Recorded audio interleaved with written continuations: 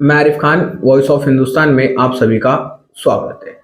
पिछली हमने आपको खबर दिखाई थी, कल्याण फाटा परिसर के एमआईडीसी रोड से ही ठीक लगकर गोल मंदिर है। इस गोल मंदिर में अक्षता मात्रे नाम की महिला की जबरन बलात्कार करके उसकी हत्या कर दी है। हत्या करने के बाद ये मामला पूरा उजागर होता है, तो 3 पुजारी गोल मंदिर में अस्थायी रूप से, मतलब टेम्पररी बेस पर उसको पुजारियों को रखा गया था। वहां पे रखा गया था। उन पुजारियों ने ही इसका जबरन बलात्कार करके उसकी हत्या कर देती है। अब इस मामले में आज हमारी जो 30 वर्ष से एक ही जो साधु महाराज, जो महाराज थे वहां के, बालदास महाराज, जिनका नाम आ रहा था बार बार कि बालदास महाराज थे, वहां पर 30 साल से वहां पे पुजारी पूजा करना, अर्चना करना और पूरी तरीके से देखभाल करना मंदिर का वो ही कर रहे थे। उनकी जगहों पर ये स्थायी रूप से, मतलब टेम्पररी बेसिस पर, ये 3 पुजारियों को रखा गया था। इनसे हमारी बातचीत हुई है, किस तरीके से इन्होंने पूरे मामला का उजागर किया, किस तरीके से पूरा खुलासा किया। उसी के साथ साथ इस गोल मंदिर के ही ठीक बराबर में गौशाला थी। गौशाला पर फॉरेस्ट डिपार्टमेंट के लोगों ने किस तरीके से कार्रवाई की वो भी हम आपको दिखाएंगे। मंदिर से ही ठीक नीचे एक और बनाया गया था वहां पे बैठने के लिए, तो वहां पर भी कार्रवाई की गई है, फॉरेस्ट डिपार्टमेंट द्वारा कार्रवाई की गई है, ऐसा बताया जा रहा है। इस पूरे मामले को लेकर किस तरीके से बालादास महाराज ने इस पूरे मामले को खुलासा किया, उजागर किया, किस तरीके से पूरा मामला था, अक्षता मात्रे का हत्यारे को क्या सजा दी जाए, किस तरीके से हत्यारा को फांसी की सजा दी जाए, ऐसे कई अन्य बातें उनसे हमारी बातचीत हुई है।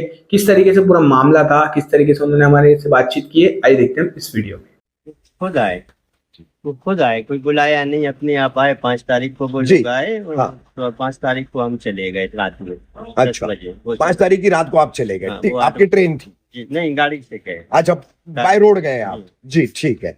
तो फिर आपको कब पता चला कि यहाँ पर इस तरीके का कांड हुआ है, जिस मंदिर की आप इतने सालों से देखभाल करते हैं? ये मंगलवार को हमको मालूम पड़ा। हाँ। हम अंजनी माता मंदिर कुमेड़ी में थे, मंगलवार को हमको मालूम पड़ा। अच्छा, यहाँ से फोन गया, भक्तों का भी, पुलिस का भी। 11 जुलाई को मंगलवार था? 11 जुलाई को मंगलवार था? नहीं, मंगलवार था 9 तारीख को। हाँ जी, 9 तारीख को, माफ कीजिएगा, बिल्कुल सही कहा आपने। 9 तारीख को जब ये लाश बरामद की गई थी, कोई यहाँ पर दर्शनार्थी आए थे, श्रद्धालु आए थे, उन्होंने ही पुलिस को सूचना दी थी। तो बाबा जी, एक बात बताइए मुझे, आप कितने वर्षों से इस मंदिर की देखभाल कर रहे हैं? 30 साल हो गए। 30 साल हो गए। 15 साल हो गए। हाँ, मैंने भी आपको वहां पर दत्त मंदिर के मंदिर पर देखा है। सुभाष भोईर साहब वगैरह जो है, उनका मेरा कभी उनके जरिए आना जाना होता है। जी, तो बाबा जी, इस बिल्कुल ऐसा एक मानवता को शर्मसार करने वाला पुजारी बनकर के कांड किया है इन तीनों व्यक्तियों ने। पुजारी नहीं थे, वो ऐसे ही आए। पुजारी नहीं थे, यानी कि वो शर्मा को देखकर तो मुझे लग भी नहीं रहा था कि वो पुजारी होगा करके। पैंट शर्ट पहनता है वो आदमी, रूटीन जैसे हर आदमी रहते वैसे रहता है ना? हाँ, पांडे भी कुर्ता पजामा वाला ही था ये तो। अच्छा, खाली वो एक ही था जो कपड़े में दिख रहा था। अच्छा। अच्छा बाबा जी, पुलिस में आपका स्टेटमेंट हुआ है, आज भी आपको पुलिस ने बुलाया था, क्या पूछताछ कर रही है पुलिस? किस तरीके से आपसे जानकारी ले रही है? देख रहे साहब लोग अपने हिसाब से जो उनका जी। मतलब है। आपसे क्या क्या पूछा पुलिस ने? कहाँ गए थे, कैसे गए थे, ये सब जानकारी दी। ये लोग कब आए, हाँ, कैसे आए, है ना? तो ये सारी जानकारी आपने पुलिस को दी है। तो बाबा जी, अभी मुझे एक बात ऐसी पता चली थी, जब उनको पुलिस ने गिरफ्तार किया था 10 तारीख को, और 10 तारीख को गिरफ्तार करने के बाद उनको 11 तारीख को कोर्ट में खड़ा किया गया था, तो उनकी 16 जुलाई तक जो है पुलिस कस्टडी थी। फिर वापस उसमें से 16 जुलाई को जो पांडे करके, जो एक अपने आप को पुजारी बताने वाला व्यक्ति था, उसने कहा था कि मैं वादा माफ गवाह बनूंगा। क्या ये जानकारी मिली थी आपको उसकी? जी। और बाद में वो फिर 19 जुलाई को कोर्ट में मुकर गया। ये कुछ बात आपको पता नहीं है।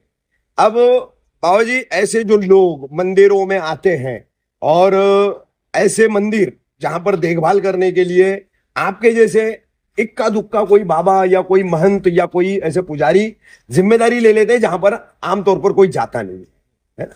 लेकिन ऐसे लोग ऐसी जगहों का इस तरह से उपयोग करते हैं, इस तरीके से बदनाम करने वाला काम करते हैं, तो इनके बारे में आप क्या कहेंगे?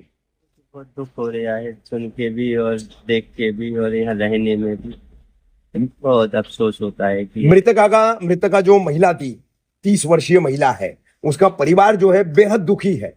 उसकी बहन, उसके भाई, उसके माता पिता बेहद दुखी है। उनके लिए क्या कहेंगे आप? भगवान से प्रार्थना करेंगे हम तो, वाणी सुख शांति दें।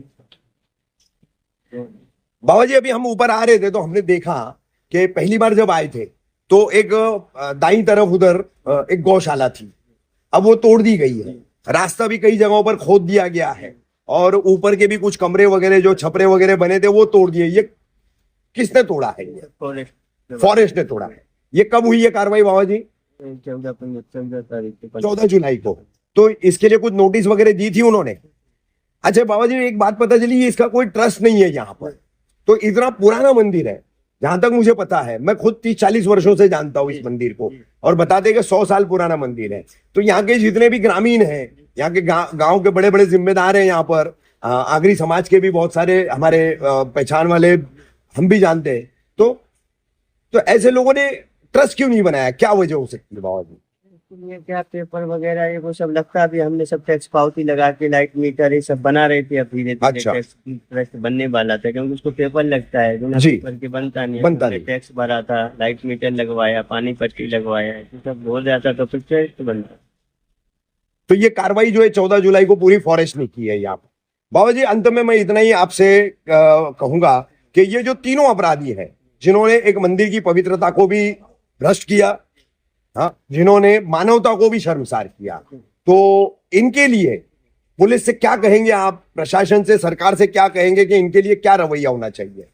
बड़ी से बड़ी सजा होनी चाहिए, फांसी हाँ। हो, सजा ज्यादातर परिवार के लोग और अन्य समाज के लोग फांसी की सजा मांग रहे हैं। फांसी होनी फांसी होना चाहिए। सबकी मांग है।